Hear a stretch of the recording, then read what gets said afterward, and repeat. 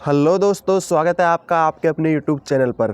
तो दोस्तों, आज की इस क्लास में हम पढ़ने वाले हैं क्लास 12th बायो का चैप्टर नंबर 2, जिसमें आज हमारा बहुत ही इंपॉर्टेंट टॉपिक आ रहा है शुक्र जनन या स्पर्मेटोजेनेसिस। ठीक है, तो दोस्तों आज की क्लास में हम एक ऐसा टॉपिक क्लियर करने वाले हैं जिस टॉपिक में सभी को दिक्कत रहती है और एग्जाम की दृष्टि से भी बहुत इंपॉर्टेंट है।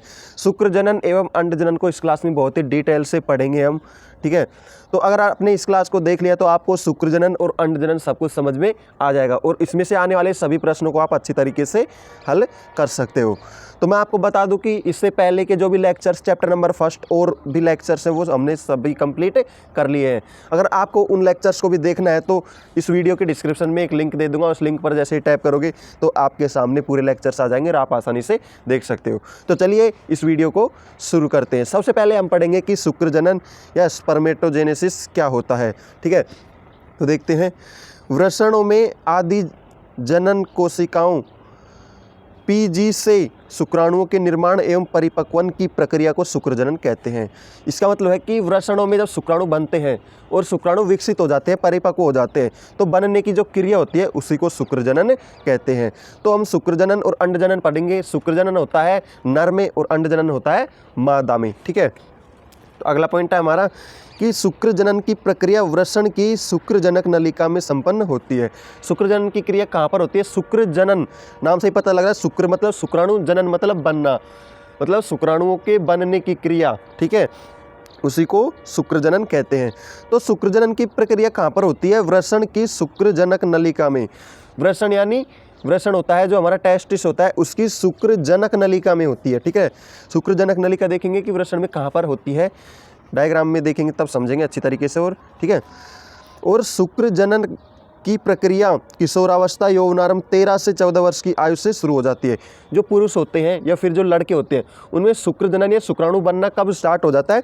किशोरावस्था या फिर यौवनारंभ अवस्था। ठीक है, मैंने पिछली क्लास में किशोरावस्था यौवनारंभ अवस्था क्या होती है उसके बारे में डिटेल से पढ़ाया है, आप जाकर देख सकते हो। ठीक है, तो कब से स्टार्ट होती है ये युवावस्था? 13 से 14 वर्ष। ठीक है, 13 से 14 वर्ष की अवस्था में किशोरावस्था शुरू हो जाती है और इस अवस्था में ही शुक्र जनन या फिर शुक्राणु का निर्माण होने लग जाता है। ठीक है, शुक्र जनन 2 भागों में होता है। एक तो शुक्राणु पूर्व सेल्स का निर्माण, मतलब शुक्राणु पूर्व मतलब शुक्राणुओं का पहले की जो सेल्स होती है उनका निर्माण क्या होता है, मतलब स्टार्टिंग की फेज होती है उनमें जो सेल्स बनती है उनका निर्माण किस प्रकार से होता है इसमें देखेंगे हम। और दूसरा है शुक्राणु जनन या शुक्रायांतर। ठीक है, दूसरी कौन सी होती है? शुक्राणु जनन या फिर शुक्रायांतर अवस्था। ठीक है, या फिर इसको बोलते हैं स्पर्मियोजेनेसिस। ठीक है, और देखते हैं आगे इसमें एक और पॉइंट आएगा कि शुक्राणु पूर्व कोशिका का शुक्राणु में रूपांतरण। ठीक है, जो शुक्राणु पूर्व कोशिका होती है वो शुक्राणु में बनती है, इसमें इस अवस्था में होता है। शुक्राणु पूर्व कोशिका थी हमारी, ये शुक्राणु पूर्व सेल्स, ये क्या करेगी? यहाँ पर आकर परिपक्व हो जाएगी, फिर शुक्राणु में बदल जाएगी। और अचल शुक्राणु पूर्व स्पर्मेटिड का जल शुक्राणु से बदलना। ठीक है, जल नहीं चल। ठीक है, अचल शुक्राणु पूर्व, अचल मतलब अगतिशील शुक्राणु। ठीक है, अगतिशील कैसे? परिपक्व हुए ही नहीं है, उनमें पूंछ का निर्माण हुआ ही नहीं है। ठीक है, तो वो अपरिपक्व हुए, अचल हुए। पूंछ ही तो उनको चलने में सहायता करती है। आगे हम इस वीडियो में देखेंगे कि पूंछ किस प्रकार से सहायता करती है। शुक्राणु की जो संरचना है उसको भी डिटेल से पढ़ेंगे इसी वीडियो में। ठीक है, तो वीडियो में अंत तक बने रहिए और पेशेंस बनाकर देखते रहिए। इसमें आपको अगर इसमें से कोई भी प्रश्न आएगा एग्जाम में तो आप अच्छी तरीके से हल कर सकते हो। ठीक है, तो अचल शुक्राणु पूर्व का चल शुक्राणु बदलना। अचल शुक्राणु मतलब जो अविकसित शुक्राणु है उनका विकसित शुक्राणु या फिर परिपक्व शुक्राणु में बदलना, इस प्रकार से भी कह सकते हैं हम। ठीक है, शुक्र जनन सेल्स का आरेख भी देखेंगे, लेकिन सबसे पहले क्या करते हैं, थ्योरी देख लेते हैं। स्पर्मेटोसाइटोजेनेसिस, शुक्राणु पूर्व सेल्स का निर्माण। तो देखते हैं शुक्राणु पूर्व सेल्स का निर्माण किस प्रकार से होता है।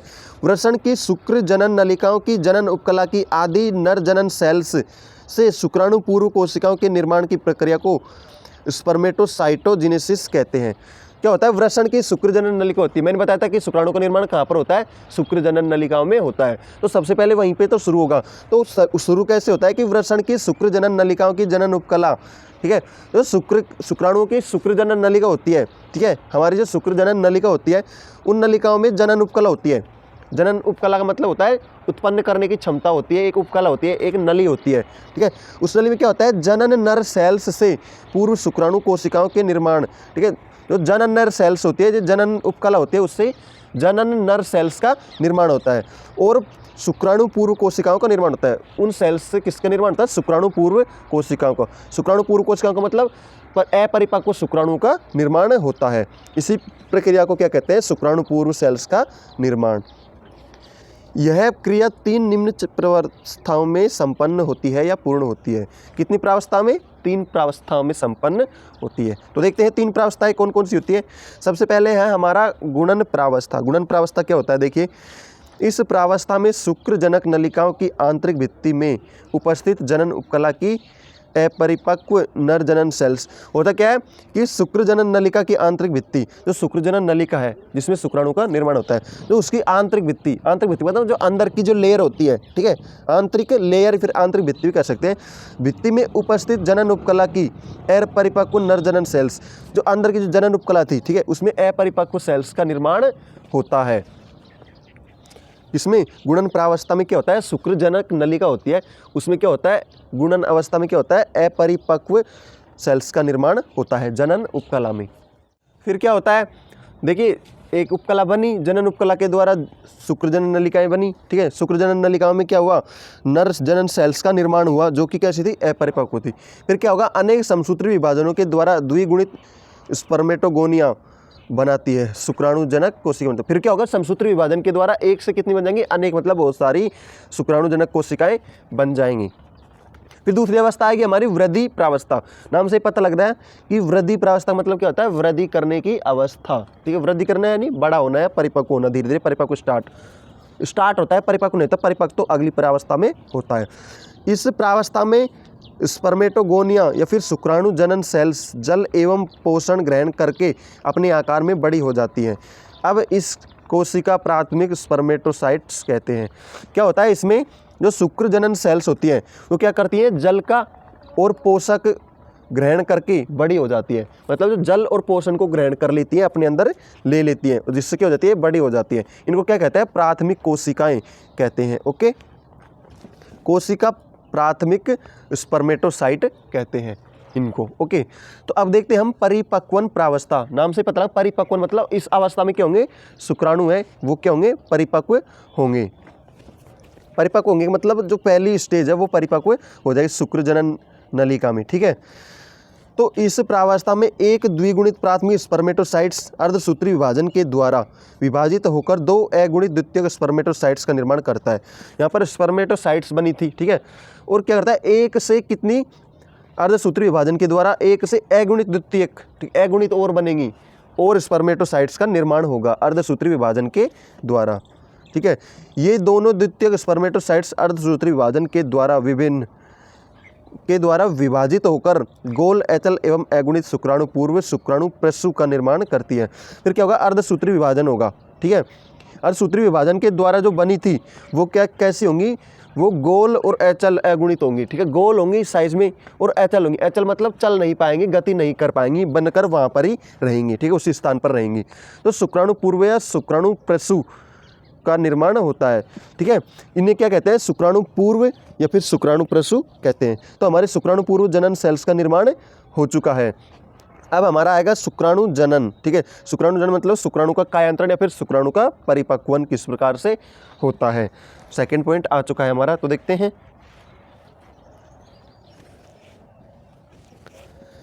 जब एचल अगुणित एवं गोल शुक्राणु पूर्व कोशिकाओं से पूंछ युक्त जल शुक्राणु का निर्माण होता है तो उसे शुक्राणु जनन या फिर शुक्राणु कायांतरण कहते हैं, ठीक है। हमने पढ़ रहे हैं उन प्रावस्थाओं में कि शुक्राणु एचल होता है, एचल होता है, एचल होता है। एचल होता है मतलब वह गति नहीं कर पाता है। गति क्यों नहीं कर पाता है? क्योंकि शुक्राणु में पूंछ का निर्माण नहीं होता है। और अब ये दूसरी प्रावस्था है शुक्राणु जनन प्रावस्था हमारी ये, या फिर शुक्राणु कायांतरण प्रावस्था है। इसमें क्या होगा? शुक्राणु में पूंछ का निर्माण होगा तो वो एचल से गतिशील बनेंगे, ठीक है। तो किस प्रकार से बनेंगे? देखिए, यहाँ पर यही बताया गया कि गोल शुक्राणु बने थे या फिर गोल शुक्राणु पूर्व कोशिकाएं थी, उनमें एचल में चलन का निर्माण होगा, फिर चलने लग जाएंगे, उनमें पूंछ का निर्माण होने लग। देखिए, पूंछ युक्त चल शुक्राणु का निर्माण होता है। देखिए, पूंछ युक्त होता है, ठीक है। शुक्राणु कायांतरण में मुख्य रूप से निम्नलिखित परिवर्तन होते हैं। शुक्राणु कायांतरण मतलब शुक्राणु के बनने में, शुक्राणु का पूरा निर्माण होने में, पूरी तरीके से शुक्राणु को बनने में कौन कौन सी जो अवस्थाएं होती हैं वो होती हैं। वो देखिए, सबसे पहले क्या होगा? शुक्राणु पूर्व सेल्स के केंद्र में से गुणसूत्रों के अतिरिक्त शेष सभी पदार्थ जैसे केंद्रिका, केंद्रक, द्रव, आरएनए आदि बाहर निकल जाते हैं। सबसे पहले क्या होगा कि जो शुक्राणु के जो आगे का भाग होता है, ठीक है, उसमें से क्या होगा, गुणसूत्र के अतिरिक्त, मतलब केवल और केवल गुणसूत्र रहेंगे, ठीक है। गुणसूत्र के अतिरिक्त शेष सभी पदार्थ, कौन कौन से पदार्थ होते हैं, शेष, केंद्रिका होती है, केंद्रक, द्रव होता है, आरएनए, ये सभी क्या होंगे, वहाँ से बाहर आ जाएंगे। केवल और केवल क्या बचेगा, गुणसूत्र बचेगा, ठीक है। और केंद्रक गोलाकार हो जाता है। केंद्रक बाहर आकर कैसा हो जाता है, गोलाकार हो जाता है। गोल मतलब जानते हो, गोल, राउंडेड साइड, ठीक है। दोनों तारक केंद्रक के नीचे एक सीधी रेखा में व्यवस्थित हो जाते हैं। जो ये बाहर आ रहे हैं, ठीक है, वो क्या होंगे, तारक केंद्रक के नीचे, जहाँ पर केंद्रक है उसके नीचे की साइड सीधी रेखा में व्यवस्थित हो जाते हैं। मतलब ये एक जो लाइन में व्यवस्थित हो जाते हैं सब के सब, केंद्रक के नीचे की साइड, ठीक है। तो केंद्रक के नीचे की साइड व्यवस्थित हो जाएंगे तो यही पूंछ का निर्माण करेंगे। ओके, तो किस प्रकार से करेंगे आगे देखते हैं। जिन्हें समपस्थ तारक केंद्रक और दूरस्थ तारक केंद्रक कहते हैं। इन्हें क्या कहते हैं, समपस्थ कारक केंद्रक, ठीक है, या फिर समपस्थ तारक केंद्रक और दूरस्थ तारक केंद्रक कहते हैं। समपस्थ मतलब जो समीप वाला या फिर पास वाला होता है उसे समपस्थ कहते हैं, और जो दूर वाला होता है उसे दूरस्थ तारक केंद्रक कहते हैं। तो दूरस्थ तारक केंद्रक से एक लंबा पतला अक्षीय तंतु का निर्माण होता है। जो दूर वाला होता है, ठीक है, एक तो केंद्र के पास वाला हो गया, और दूर वाला होता है वो पतला हो जाता है, फिर तंतु रूपी अक्ष का निर्माण करता है। केंद्रक के शीर्ष भाग पर गोलजिकाए के द्वारा एक टोपीनुमा संरचना बन जाती है, जिसे एक्रोसोम कहते हैं। जो शुक्राणु का आगे वाला भाग होता है, ठीक है, जो सिर बनता है आगे, जिसमें केंद्रक उपस्थित होता है, वो वाला भाग होता है, उसमें आगे एक क्या होता है, टोपीनुमा भाग बन जाता है, ठीक है। और ये टोपीनुमा संरचना होती है, इसी को क्या कहते हैं, एक्रोसोम कहते हैं। और जो टोपीनुमा संरचना किससे बनती है, गोलजिकाए के द्वारा बनती है। जो आगे क्या करेगी, सबसे महत्वपूर्ण होगी, आगे जो निषेचन में यही मदद करती है। अंडाशय को भेदने के लिए टोपीनुमा संरचना होती है, यही काम करती है। तो आगे देखते हैं और समझेंगे। एक्रोसोम में हाइड्रोलाइटिक प्रकृति के एंजाइम पाए जाते हैं जो अंड भेदन का कार्य करते हैं। एक्रोसोम जो उसका सबसे वाला आगे वाला भाग था, ठीक है, शुक्राणु का आगे वाला भाग बनता है, और टोपीनुमा भाग होता है, उसमें क्या होता है, जो उसके अंदर पाए जाने वाला क्या, जो एंजाइम पाए जाते हैं। कौन सा एंजाइम, एक्रोसोम में हाइड्रोलाइटिक प्रकृति के एंजाइम। कौन से एंजाइम पाए जाते हैं, हाइड्रोलाइटिक प्रकृति के एंजाइम। और ये एंजाइम करते क्या है बेटा, ये एंजाइम क्या करते हैं, जब शुक्राणु और अंडाणु मिलते हैं, ठीक है, तो ये एंजाइम क्या करते हैं, शुक्राणु के अग्रभाग में होते हैं, ठीक है, टोपीनुमा भाग में। तो जैसे ये अंडाणु पर अड़ेंगे या फिर अंडाणु को भेदेंगे, तो वहाँ पर क्या करेंगे, इस एंजाइम को रिलीज कर देंगे। कौन से एंजाइम को, हाइड्रोलाइटिक प्रकृति वाले एंजाइम को रिलीज कर देंगे। जिससे क्या होगा, इस एंजाइम की मदद से क्या होगा, जो अंडाणु है उसकी भित्ति क्या होगी, गल जाएगी, गल कर वहाँ से टूट जाएगी या फिर कट हो जाएगी उसकी भित्ति, और उस जहाँ से भित्ति कट हुई है वहाँ से शुक्राणु अंडाणु के अंदर प्रवेश कर जाएगा और निषेचन की क्रिया संपन्न हो जाएगी। ठीक है, कितना सिंपल है और बहुत इंपॉर्टेंट भी है। तो यहाँ पर ध्यान रखना है कि एक्रोसोम में कौन सा एंजाइम पाया जाता है, हाइड्रोलाइटिक प्रकृति के एंजाइम पाए जाते हैं। ओके, शुक्राणु पूर्व सेल्स के सभी माइटोकॉन्ड्रिया अक्षीय तंतु के चारों तरफ व्यवस्थित होकर एक सर्पिलाकार आवरण बनाते हैं, जिसे माइटोकॉन्ड्रियल आच्छाद या निवेनकर्ण कहते हैं। जो क्या होते हैं, शुक्राणु पूर्व सेल्स होती हैं, उनके सभी माइटोकॉन्ड्रिया है। शुक्राणु पूर्व सेल्स मतलब जो सेल्स बनी थी, उन सेल्सों के सभी के माइटोकॉन्ड्रिया क्या करेंगे, वो क्या करेंगे, एक आच्छाद बना लेंगे, एक सर्पिलाकार, ठीक है, चारों तरफ एक व्यवस्थित हो जाएंगे, सर्पिलाकार आवरण बना लेंगे। सर्पिलाकार मतलब जो जैसे सर्पिल मतलब होता है सांप, सर्पिलाकार मतलब सांप के आकार के, मतलब पूंछ बनानी है, तो सांप में जिस प्रकार से पूंछ होती है उसी प्रकार से व्यवस्थित हो जाते हैं। सभी शुक्राणु पूर्व सेल्स थी, उनके सभी के माइटोकॉन्ड्रिया बाहर आएंगे, ठीक, और बाहर आकर क्या करेंगे, एक लेयर बना लेंगे, पूंछ नुमर लेयर बना लेंगे। किस प्रकार से, देखिए, जैसे यहाँ पर ये एक संरचना है, ठीक है, और इसमें क्या करेंगे, इस यहाँ पर जो भी सेल्स है, शुक्राणु पूर्व सेल्स है, उनके माइटोकॉन्ड्रिया निकलेंगे और यहाँ पर आकर ऐसे जुड़ जाएंगे, एक सांपनुमा संरचना बना लेंगे, सर्पिलाकार संरचना। तो इस प्रकार से आगे वाला भाग बन गया और पीछे वाला यहाँ पर अब निर्माण किसका हो रहा है, सांप की, सांप मतलब शुक्राणु की पूंछ का निर्माण हो रहा है। ठीक है, तो आगे देखते हैं हम कि शुक्राणु पूर्व संपूर्ण जीवद्रव्य केंद्रक के पीछे निवेन के ऊपर एक पतली परत के रूप में व्यवस्थित हो जाते हैं, जिसे मैनचेट कहते हैं।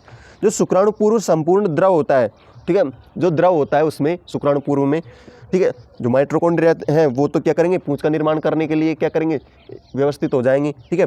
फिर जो जीव द्रव था, संपूर्ण जीव द्रव था शुक्राणु पूर्व सेल्स के अंदर, तो केंद्रक के पीछे निवेनकरण के ऊपर एक पतली परत के रूप में व्यवस्थित हो जाते हैं। वो द्रव क्या होता है, निवेनकरण के ऊपर, निवेनकरण क्या होता है, मैंने भी बताया था कि एक माइटोकॉन्ड्रियल आच्छद बना लेते हैं, फिर निवेनकरण बनाते हैं, उस आच्छद को बनाएंगे, उसके ऊपर क्या करेंगे, जैसे हम दीवार के ऊपर प्लास्टर कर देते हैं, तो यहाँ पर दीवार हो गई हमारे जो माइटोकॉन्ड्रिया ने बनाई थी वो, उसके ऊपर प्लास्टर क्या होगा, जो शुक्राणु पूर्व जीव द्रव्य था वो मान लो उसका प्लास्टर हो गया है, ठीक है। तो इस प्रकार से उसके ऊपर जाकर व्यवस्थित हो जाएंगे, ठीक है। तो इस जिसे क्या कहते हैं, मैनचेट कहते हैं, इसको क्या कहते हैं, मैनचेट कहते हैं। जब आकर व्यवस्थित होते हैं उसी को क्या कहते हैं, मैनचेट कहते हैं। इस प्रकार एक अचल शुक्राणु पूर्व कोशिका से एक पूंछ युक्त चल शुक्राणु का निर्माण हो गया। तो ठीक है, यहाँ पर माइटोकॉन्ड्रिया की सहायता से, वो जो जीव द्रव्य था उसकी सहायता से जो अचल शुक्राणु था वो क्या हो गया, पूंछ युक्त शुक्राणु में बदल गया। पूंछ युक्त कैसे, ठीक है, पहले हमने शुक्राणु पूर्व अवस्था में क्या सेल्स में क्या पढ़ा था कि शुक्राणु अचल होता है, उसमें पूंछ नहीं होती है, लेकिन यहाँ पर क्या हो रहा है, परिपक्व हो रहा है शुक्राणु, इनमें पूंछ का निर्माण हो रहा है, जिस पूंछ की सहायता से वो क्या करेंगे, चल पाएंगे। तो आगे देखते हैं, शुक्राणु जनन के पश्चात शुक्राणु अपने शीर्ष की सहायता से सर्टोली कोशिकाओं में अंतःस्थापित हो जाते हैं और उनसे पोषण प्राप्त करते हैं। फिर जैसे ये थोड़े बहुत परिपक्व होते हैं शुक्राणु जनन के पश्चात, शुक्राणु जनन मतलब शुक्राणु बनने के पश्चात ये कहाँ पर शिफ्ट हो जाते हैं, सर्टोली कोशिकाओं में, ठीक है, अपने शीर्ष की सहायता, शीर्ष मतलब जो अपना सिर होता है उसकी सहायता से, शीर्ष मतलब आगे वाले भाग की सहायता से कहाँ पर शिफ्ट हो जाते हैं, सर्टोली कोशिकाओं में, ठीक है। सर्टोली कोशिकाओं में शिफ्ट हो गए और वहाँ पर क्या करेंगे, उन कोशिकाओं से क्या करेंगे, पोषण प्रदान प्राप्त करेंगे, पोषण इकट्ठा करेंगे, पोषण मतलब जो इनके लिए आवश्यक जो भी चीज़ें हैं वो प्राप्त करेंगे, ठीक है, उनसे पोषण प्राप्त करते हैं। अंत में जिस प्रक्रिया द्वारा शुक्राणु जनक नलिकाओं से मोचित या मुक्त होते हैं तो उस क्रिया को वीर्यसेचन कहते हैं। अंत में क्या होता है, शुक्राणु जनक नलिकाओं से, जो शुक्राणु जनक नलिकाओं में शुक्राणु थे वो वहाँ से बाहर आते हैं, ठीक है, या फिर मुक्त होते हैं, तो उस क्रिया को वीर्यसेचन कहते हैं, वीर्यसेचन या फिर स्पर्मिएशन कहते हैं। वीर्यसेचन मतलब जो स्पर्म होते हैं, ठीक है, वो शुक्र जनन नलिकाओं से बाहर आ जाते हैं, ठीक है। पूरी प्रक्रिया पढ़ ली, किस प्रकार से शुक्राणु बने थे, ओके, और किस प्रकार से बाहर आ चुके हैं। तो दोस्तों हमने शुक्र जनन की प्रक्रिया को पूरा पढ़ लिया है, ठीक है। तो अब देखते हैं कि शुक्र जनन की क्रिया में, ठीक है, किस प्रकार से होता है, उसको डायग्राम की सहायता से एक बार पूरा रिवाइज कर लेते हैं। सबसे पहले क्या था, हमारा शुक्र जनन या शुक्राणु निर्माण की प्रक्रिया शुरू कहाँ से हो रही थी, यहाँ पर हमारी जनन उपकला से हो रही थी या फिर जर्मिनल लेयर से हो रही थी, ठीक है। तो यहाँ पर ये हमारी जर्मिनल लेयर है, ठीक है, और इस लेयर से क्या होगा, यहाँ पर एक 2n का निर्माण होगा, ठीक है। यह क्या है, एक अपरिपक्व नरजनन सेल्स है, ठीक है। मैंने बताया था कि स्टार्टिंग पे यहाँ से क्या होता है, एक अपरिपक्व नरजनन सेल्स होती है। ये क्या काम करती है, समसूत्र विभाजन करके 2 सेल्स में निर्माण करेगी, ठीक है।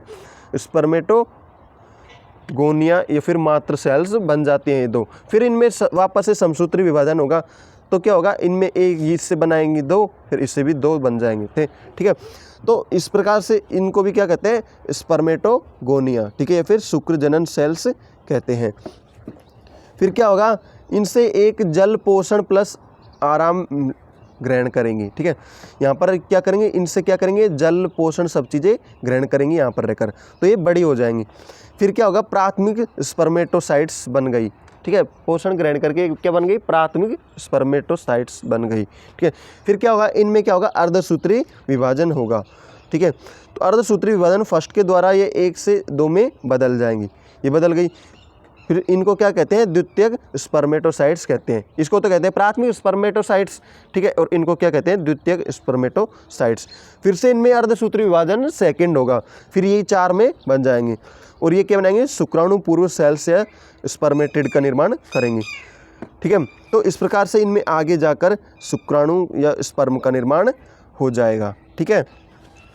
तो इस प्रकार से हमने शुक्राणु जनन की प्रक्रिया को पूरा पढ़ लिया है, ठीक है।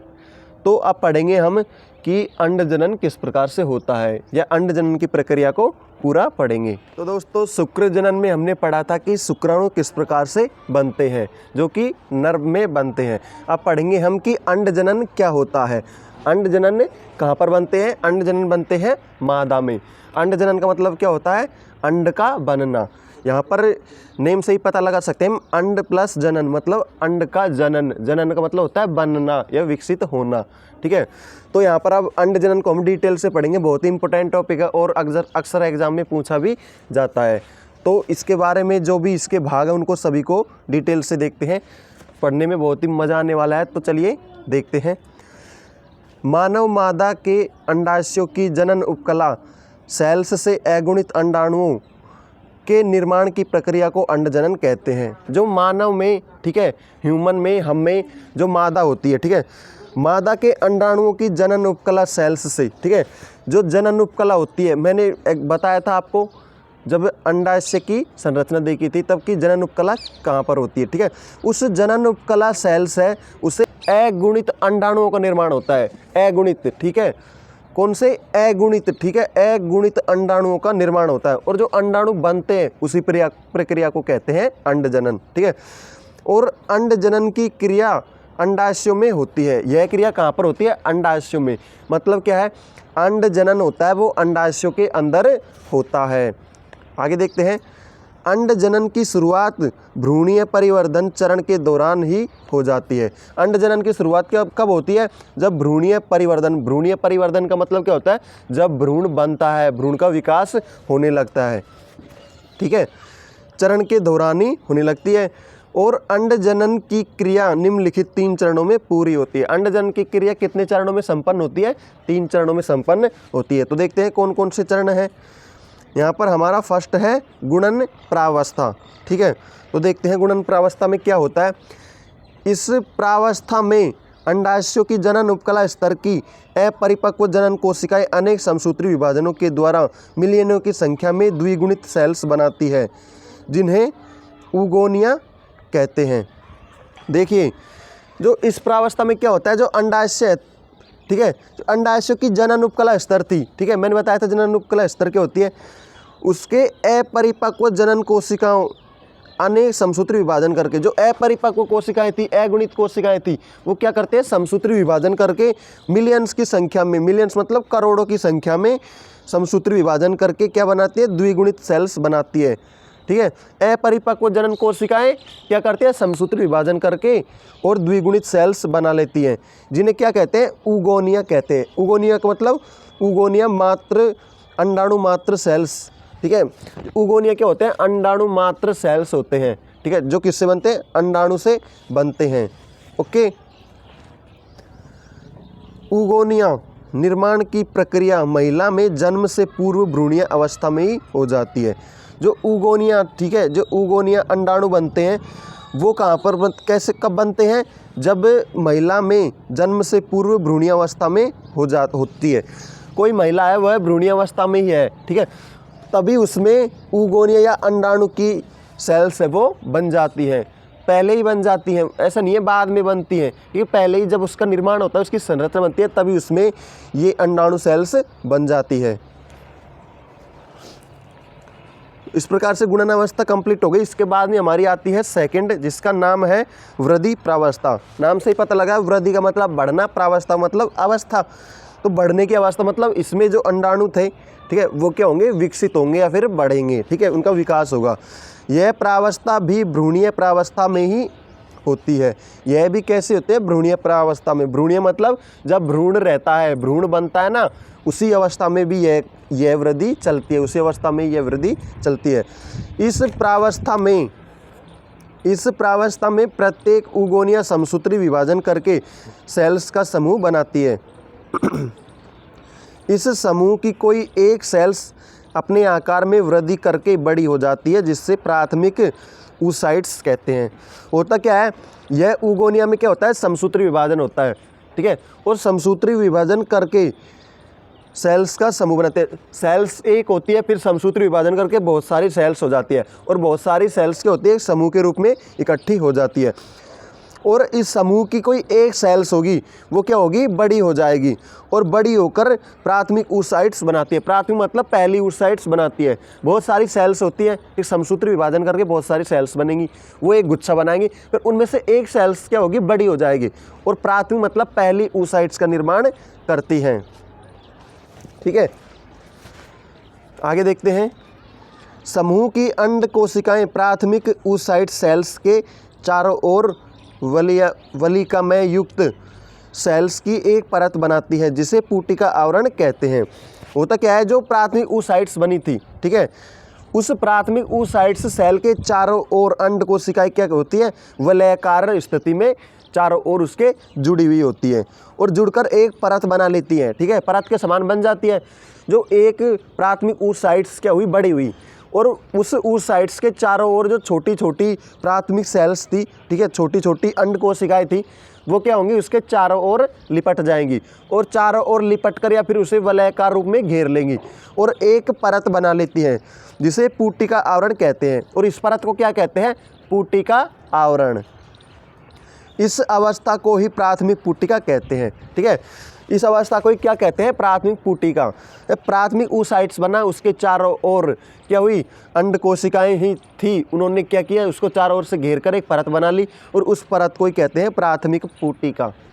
ठीक है, अब थर्ड नंबर पे हमारा है परिपक्वन प्रावस्था। परिपक्वन प्रावस्था क्या होता है, देखिए, भ्रूणीय अवस्था में मिलियनों की संख्या में बनी पुटिकाएं जन्म के बाद यौवनारंभ तक पहुंचते पहुंचते अत्यधिक नष्ट हो जाती हैं।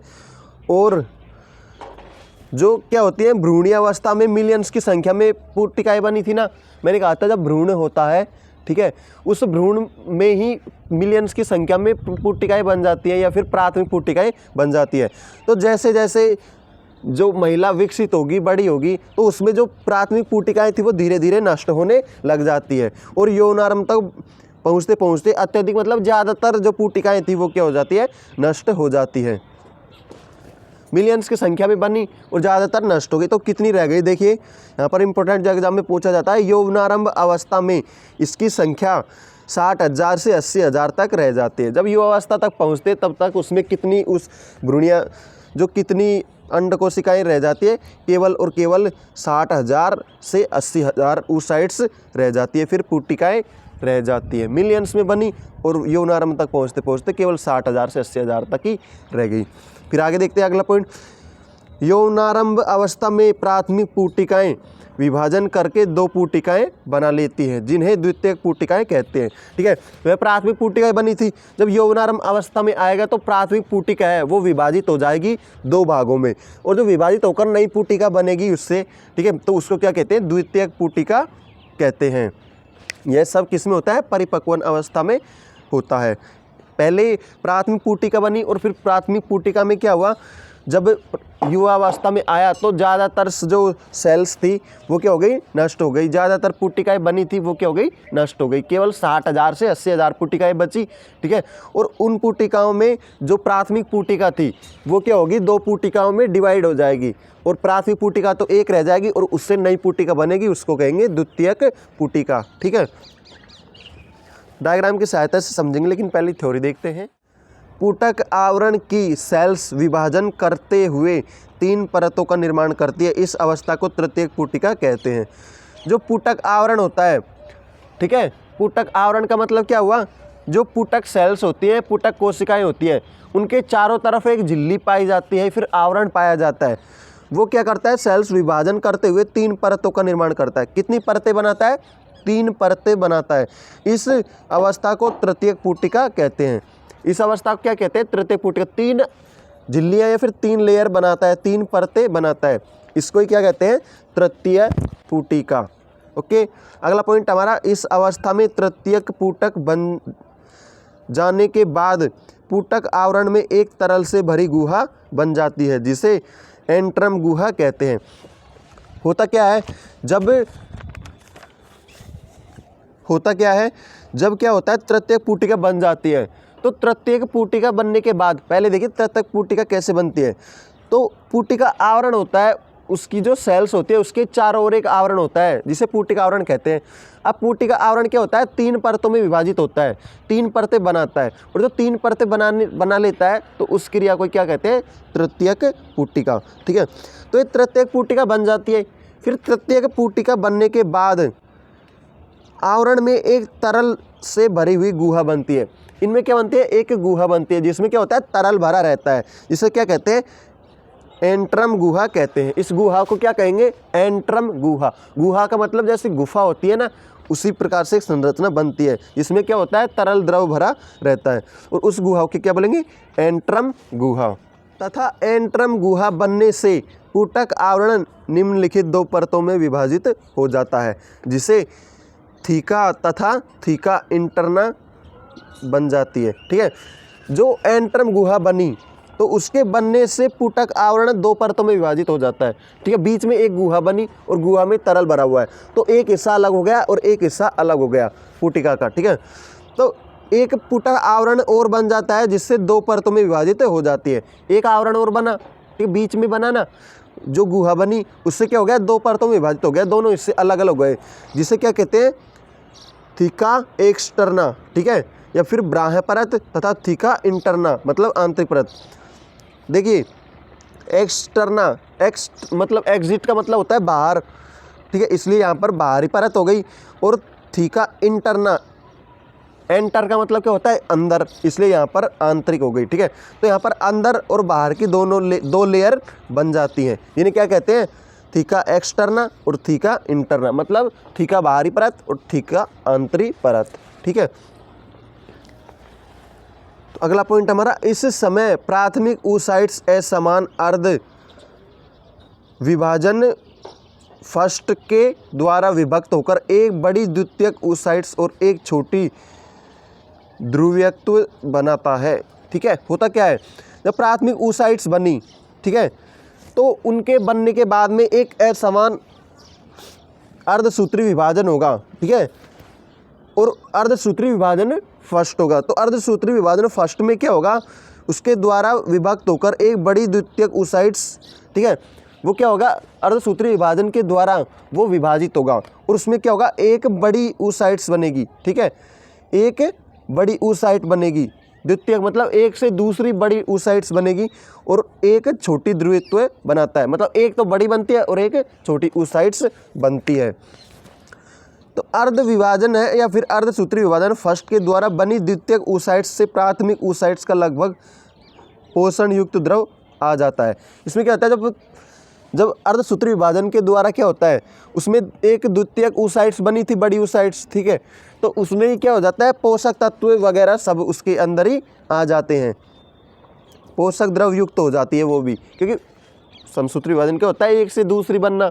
ठीक है, तो उसमें जो चीज़ें थी वही चीज़ें उसमें भी होंगी ना,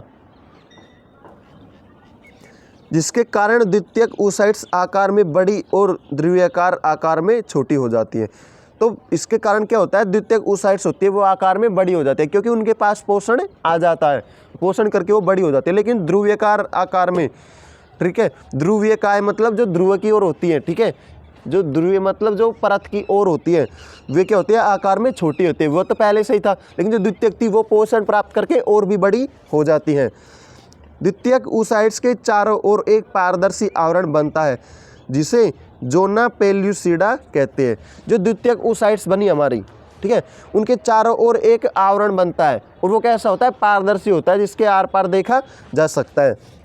उसे क्या कहते हैं, जोना पेल्यूसिडा कहते हैं। इस आवरण को क्या कहते हैं, जोना पेल्यूसिडा। ठीक है, जोना पेल्यूसिडा के बाहर पुटिका सेल्स का बनना कणिका में आवरण पाया जाता है।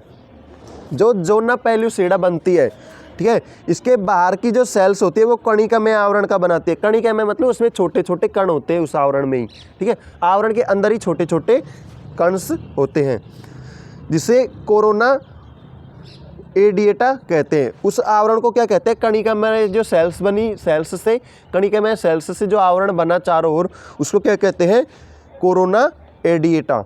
ठीक है, तो अब देखते हैं कोरोना एडिएटा में क्या क्या होता है। कोरोना एडिएटा के बाहर क्रमशः थीका इंटरना, एंट्रम गुना और सबसे बाहर थीका एक्सटर्ना उपस्थित होता है। इस अवस्था का परिपक्वन अंडपुटिका कहते हैं। इस अवस्था क्या कहते हैं? परिपक्वन अंडपुटिका कहते हैं। जो कोरोना एडिएटा में सबसे बाहर की तरफ, ठीक है, जो लेयर बनी कोरोना एडिएटा, उसमें सबसे बाहर की तरफ क्या होता है? Theca interna. बाहर की तरफ तो होता है थीका इंटरना और बीच में होता है एंड्रम, ठीक है, एंड्रम गुना, और सबसे बाहर की तरफ क्या होता है? थीका एक्सटर्ना, ठीक है। अंदर की तरफ तो हो गया थीका इंटरना, मतलब सबसे अंदर की लेयर, और फिर बीच की लेयर को क्या कहते हैं? इंट्रम गुना, ठीक। और जो सबसे बाहरी लेयर है उसको क्या कहते हैं? थीका एक्सटर्ना, ठीक है, ये उपस्थित होती है। और इस अवस्था का परिपक्वन अंडपुटिका कहते हैं। इस अवस्था क्या कहते हैं?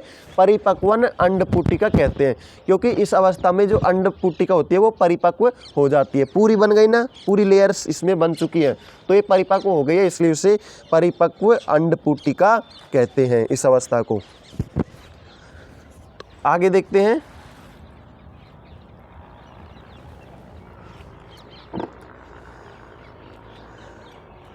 इस परिपक्व अंडपुटिका के फटने पर द्वितीयक oocytes मुक्त होकर अंडाशय से बाहर आ जाती है। जब ये अंडपुटिका बनती है, ठीक है, तो बनने के बाद क्या होती है? फटती है, और फटने के बाद जो द्वितीयक oocytes होती हैं या फिर द्वितीयक अंडाणु होते हैं वो क्या होते हैं? मुक्त होते हैं, और वह कहाँ पर जाते हैं? अंडाशय से बाहर चले जाते हैं। तो इस oocytes में ही क्या बनते हैं? मैंने बताया था ये oocytes होती है। इन oocytes में ही ये क्या बनते हैं? अंडाणु बनते हैं।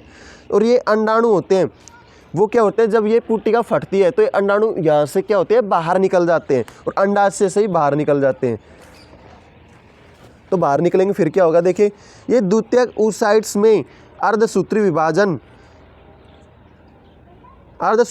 सेकंड निषेचन के समय होता है। ये कब होता है? अर्धसूत्री विभाजन सेकंड के समय होता है। मतलब क्या होता है? अर्धसूत्री विभाजन सेकंड्स के समय द्वितीयक पुटिकाएं फटती हैं, ठीक है। ये द्वितीयक पुटिकाएं या फिर द्वितीयक oocytes क्या होती है? फटती हैं। इससे बनने वाली बड़ी सेल्स को अंडकोशिका और छोटी सेल्स को ध्रुवीयकाएं कहते हैं। जो इससे क्या होंगी? बड़ी सेल्स बनेंगी उनको तो कहेंगे अंडकोशिका, और जो छोटी सेल्स बनेंगी उनको कहेंगे ध्रुवीयकाएं, ठीक है। अंडकोशिका मतलब अंडाणु, ठीक है। इस द्वितीयक उगानिया से केवल एक अगुणित अंडाणु, ठीक है, जो क्या है? मादा युग्मक और 2 अगुणित द्विकाएं बनती हैं। अगुणित अंडाणु बनता है जिसमें क्या होते हैं? दो तो अगुणित ध्रुवीयकाएं और एक मादा युग्मक। मादा युग्मक क्या? अंडाणु, ठीक है। ये सब होते हैं। जो क्या होता है? जो मादा युग्मक होता है अंडाणु, ठीक है, उसको ये 2 अगुणित ध्रुवीयकाएं बनते हैं ना, ये 2 अगुणित ध्रुवीयकाएं क्या करते हैं? मादा युग्मक अंडाणु को क्या करते हैं? पोषण प्रदान करते हैं, और पोषण प्रदान करके ये क्या हो जाते हैं? ध्रुवीयकाएं होते हैं, अगुणित ध्रुवीयकाएं। ये क्या होते हैं? पोषण प्रदान करने के बाद में ये नष्ट हो जाते हैं, और जो अंडाणु बनेगा उसको परिपक्व कर देते हैं, उसको अपना जो पोषण है वो उसको दे देते हैं और खुद नष्ट हो जाते हैं। इस प्रकार से अंडाणु बन जाते हैं अंडाशय के अंदर, ठीक है। तो आपको बिल्कुल डिटेल से मैंने पढ़ा दिया है, एक एक चीज़ को बिल्कुल से लेयर बाय लेयर समझा दिया कि किस प्रकार पहले क्या बनता है, फिर उसके बाद क्या बनता है, धीरे धीरे पुटिकाओं में किस प्रकार से जो oocytes से उनका निर्माण होता है, किस प्रकार से फटता है, और जब वह बाहर में आता है अंडाशय, ठीक है। और अंडाशय को परिपक्व करने का काम कौन करता है? अगुणित ध्रुवीयकाएं, ठीक है, ये अपना पोषण उसको दे देती हैं, ठीक है। उम्मीद करता हूँ आपको समझ में आ गया होगा। और यार समझ में आ गया है तो वीडियो को लाइक और चैनल को सब्सक्राइब जरूर से कर देना, ठीक है। और अगर इससे पहले की जो वीडियोस है वो आपने मिस कर दी है तो आप क्या कर सकते हैं? इस वीडियो के डिस्क्रिप्शन में लिंक मिलेगा क्लास 12th बायो के नाम से, उस पर जैसे ही आप टैप करोगे तो आपको क्या मिलेगा? वहाँ पर सारी वीडियोज़ हैं वो क्रमवाइज मिल जाएंगी और आप सभी वीडियोज़ को देख सकते हो। तो मिलते हैं नेक्स्ट वीडियो में अगले पार्ट के साथ, ठीक है। उसमें हम पढ़ेंगे कि आर्ताव चक्र क्या होता है। आर्ताव चक्र का मतलब जो यहाँ पर अगुणित अंडाणु बने हैं, ठीक है, ये मादा युग्मक बने हैं, ये मादा युग्मक अगर निषेचित नहीं होंगे तो किस प्रकार से उनकी क्रिया बाहर होती है, वो किस प्रकार से बाहर जाते हैं, इस क्रिया को हम पढ़ेंगे। तो दोस्तों यहाँ पर हमारा अंड जनन की प्रक्रिया पूरी हो चुकी है। तो अब डायग्राम की सहायता से सब कुछ रिवाइज करते हैं, देखते हैं कि अंड जनन की प्रक्रिया किस प्रकार से संपन्न होती है। डायग्राम से और अच्छी तरीके से आपको समझ में आ जाएगा। तो यहाँ पर क्या होता है? यहाँ पर होती है सबसे पहले जनन उपकला होती है, ठीक है। जिससे अंडाणु का निर्माण स्टार्ट होता है। तो यहाँ से क्या होगा, एक अपरिपक्व जनन सेल्स आएगी यहाँ से बाहर, ठीक है। तो इसमें क्या होगा, समसूत्री विभाजन होगा, तो 1 से 2 बन गई। फिर क्या होगा, ओगोनिया अंडमात्र सेल्स बन जाएंगी, ठीक है। एक बार हुआ समसूत्री विभाजन, फिर एक और बार समसूत्री विभाजन होगा, तो ये सेल्स बनी, इनको क्या कहते हैं, ओगोनिया या फिर अंडाणु मात्र सेल्स कहते हैं, ठीक है। फिर क्या होगा, फिर ये सेल्स क्या करेंगी, प्राथमिक ओसाइट्स का निर्माण करेंगी, यहाँ पर पोषण ओषण प्राप्त करके ये बड़ी हो गई, ठीक है। फिर आगे देखते हैं, ये सेल्स क्या होंगी, फिर अर्धसूत्री विभाजन करेंगी। ये प्राथमिक ओसाइट्स हैं, वो क्या करेंगी, अर्धसूत्री विभाजन का करेंगी। अर्धसूत्री विभाजन फर्स्ट किया इन्होंने, ठीक है। एक तो प्राथमिक ध्रुवीयकाएँ बन गई और एक द्वितीयक ओसाइट्स या द्वितीयक पुटिकीय बन गई है, ठीक है। तो ये प्राथमिक ध्रुवीयकाएँ थे, ये क्या करेंगी, इनसे पोषण प्रदान करेंगे, जो अपना जो भी है ये सब कुछ इसी को दे देती है, ठीक है। तो आगे देखते हैं, उस सेल्स ने अपना सब कुछ इसी को दे दिया था, जिससे क्या होगा, और पोषण प्रदान करके ये और बड़ी हो जाएंगी। इनको कहते हैं द्वितीयक ओसाइट्स कहते हैं। और जो ये लेयर बनती जा रही है बाहर, इसको कहते हैं तृतीयक पुटिका कहते हैं। तो इसके आगे देखिए, इसके आगे यहाँ पर क्या होता है, थीका इंटरना होता है, ठीक है। और जो बीच में एक भाग बनता है, इसको एंड्रम गुहा कहते हैं। मैंने बताया था कि एक गुहा बनती जाती है, उसी को क्या कहते हैं, एंड्रम गुहा कहते हैं। और यहाँ पर एक बाहर की लेयर होती है, इसको क्या कहते हैं, थीका एक्सटर्ना कहते हैं। थीका एक्सटर्ना का मतलब कहता है बाहर, एग्जिट का मतलब होता है बाहर, तो यहाँ पर इस प्रकार से कहा गया है इसको, ठीक है। और यहाँ पर जो आंतरिक लेयर होती है, ये सबसे वाली, इसको कहते हैं जोना पेल्यूजिडा, ठीक है, या फिर जोना पेल्यूसिटा कहते हैं, ठीक है। और जो ये अंदर बनी है, जो द्वितीयक ओसाइट्स कहते हैं इसको, ठीक है। और आगे देखते हैं, यहाँ पर ये वाले जो कोरोना रेडिएटा है, ठीक है, यहाँ पर क्या होंगे, यहाँ पर जेना पेल्यूसिडा और द्वितीयक ओसाइट्स ये मिलकर सभी क्या करेंगी, एक परिपक्व अंडाणु का निर्माण कर लेंगी। यहाँ पर जो ये अंडाणु बना है हमारा, ये क्या है, एक परिपक्व अंडाणु है, एक परिपक्व अंडाणु का निर्माण हो चुका है हमारा, ठीक है। तो आज की क्लास में सिर्फ इतना ही, हमने अंडाणु जनन और शुक्र जनन दोनों को अच्छी प्रकार से पढ़ लिया है, ठीक है। और आपके कोई डाउट्स रह गए हो तो कमेंट में ज़रूर से बता देना, ठीक है। और अगर वह वीडियो आपको थोड़ी सी अच्छी लगे तो वीडियो को लाइक और चैनल को सब्सक्राइब ज़रूर से कर देना। तो मिलते हैं नेक्स्ट वीडियो में, ठीक है, किसी और टॉपिक के साथ, इस चैप्टर के अगले पार्ट के साथ। तब तक के लिए हंसते रहिए, मुस्कुराते रहिए और पढ़ते रहिए। लेकिन अगर आपने हमारी और वीडियोस को नहीं देखा है, इस क्लास की और चैप्टर्स की वीडियोस को नहीं देखा है, तो डिस्क्रिप्शन में मैं लिंक दे दूंगा, उस पर टैप करके आप उनको भी देख सकते हो। तो मिलते हैं नेक्स्ट वीडियो में, तब तक के लिए जय हिंद, जय भारत।